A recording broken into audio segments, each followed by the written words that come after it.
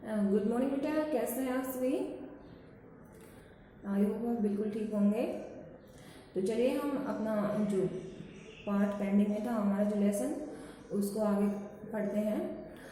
Last class में हमने पढ़ा था कि जो लेखक हैं जावेद हुसैन, वो सालिम अली के बारे में बता रहे थे कि जिस तरह वृंदावन में पूरी तरह से श्री कृष्ण का प्रभाव छाया रहता है, उसी तरह प्रकृति पर जहाँ भी सालिम अली होते थे उनका प्रभाव पूरी तरह से छा जाता था। यहाँ तक हम पढ़ चुके थे।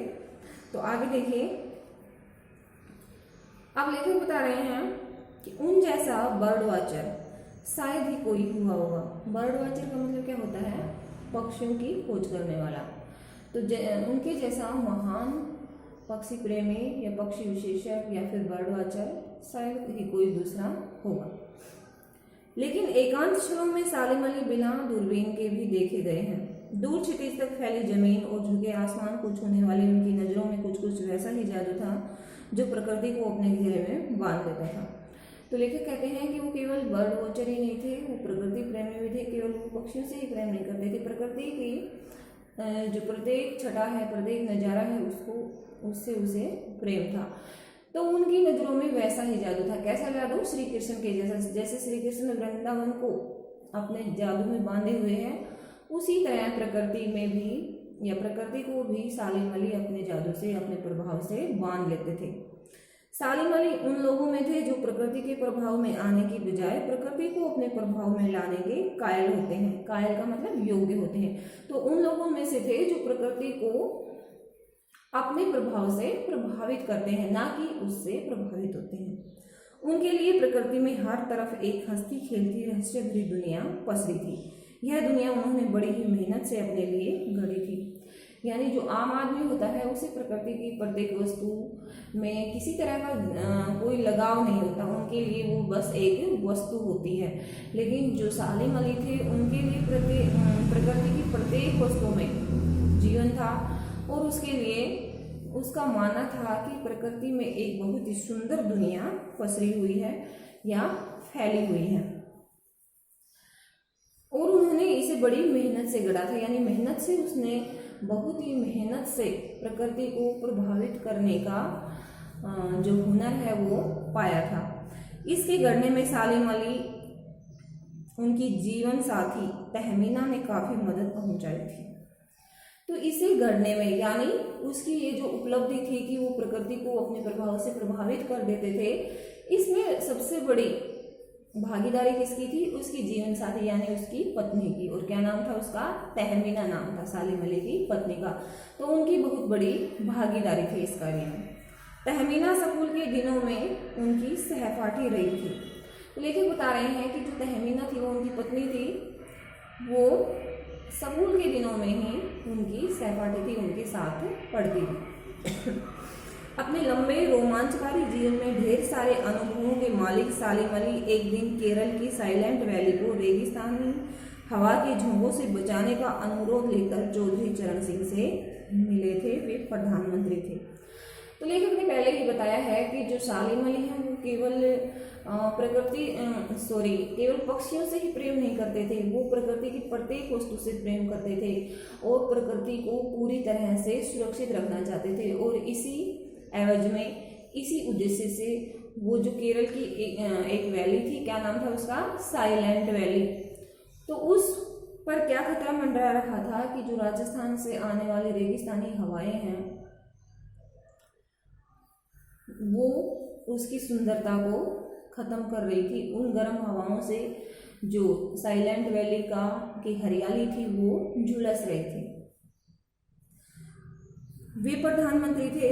चौधरी साहब उनसे मिले, इससे चौधरी चरण सिंह से, और वो उस समय प्रधानमंत्री थे।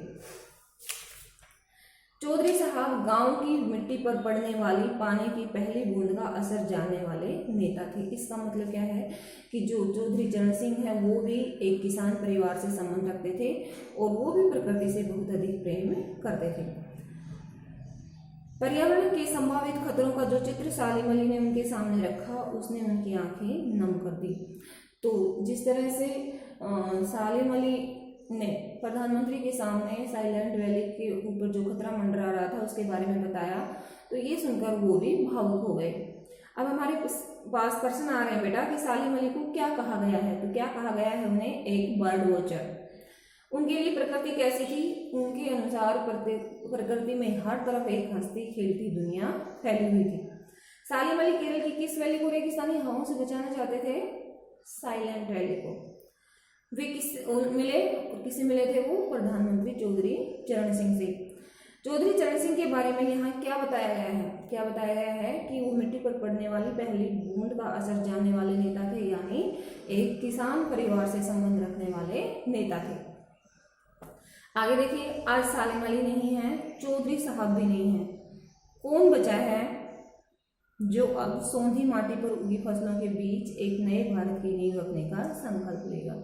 कौन बचा है जो अब हिमालय और लद्दाख की बर्फीली जमीन पर जीने वाले पक्षियों की वकालत करेगा।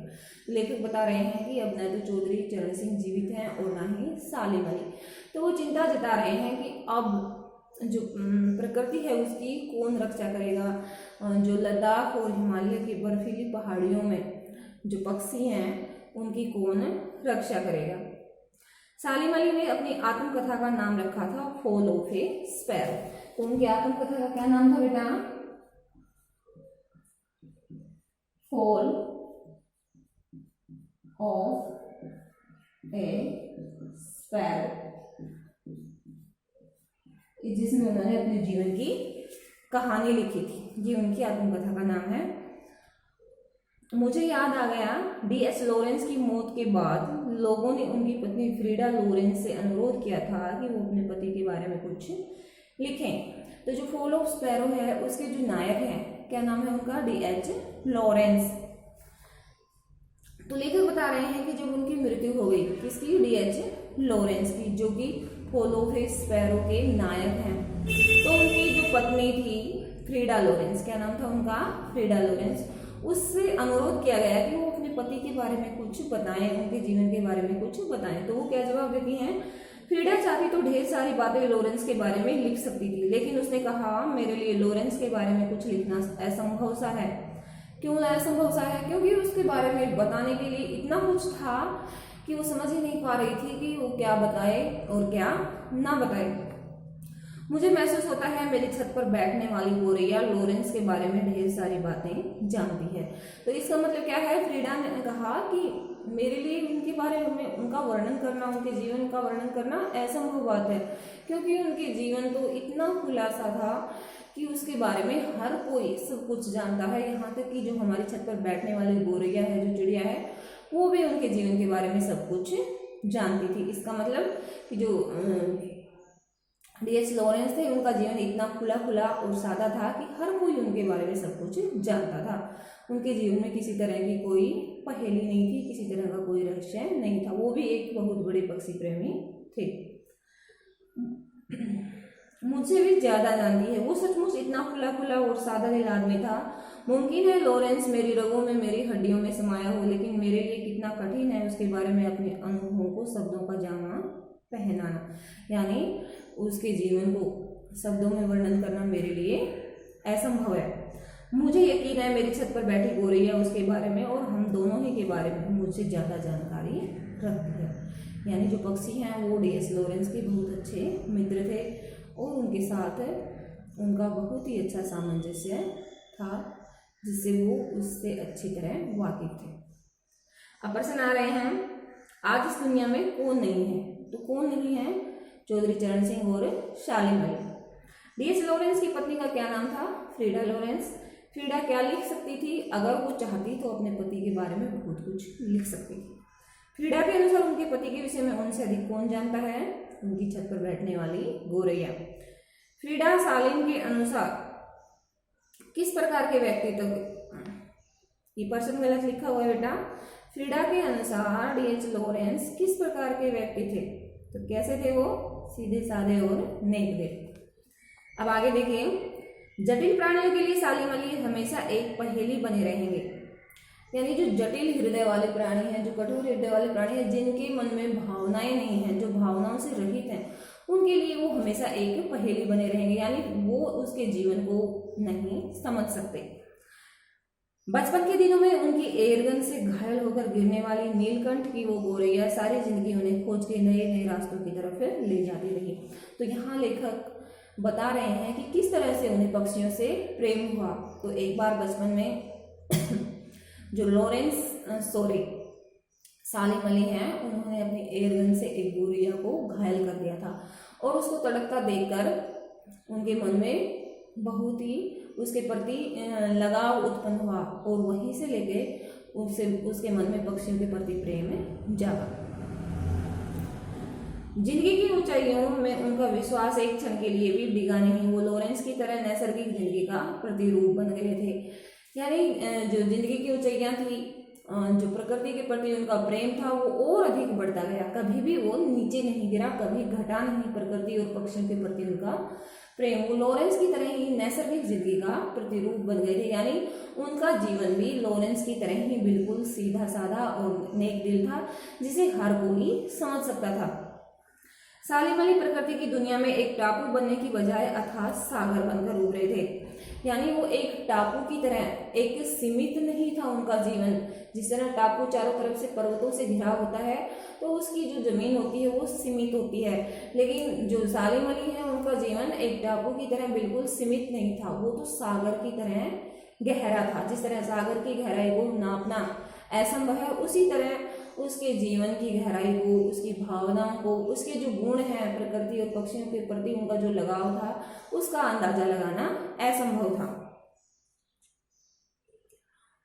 जो लोग उनके भ्रमणशील स्वभाव और उनकी यायावरी से परिचित हैं, यायावरी का मतलब घुमक्कड़पन, उन्हें महसूस होता है कि वो आज भी पक्षियों के सुराग में निकले हैं। सुराग का मतलब खोज में निकले हैं और बस अभी गले में लंबी दूरबीन लटकाएं अपने खोजपूर्ण नतीजों के साथ लौट आएंगे। तो लेकिन बता रहे हैं कि जो उनके बहुत ही नजदीकी थे, उनके स्वभाव को जानते थे, उन्हें तो ऐसा ही लगता है कि आज भी शायद सालिम अली किसी पक्षियों के या प्रकृति की किसी खोज पर गए हैं और वो शायद वापस लौट कर आएंगे।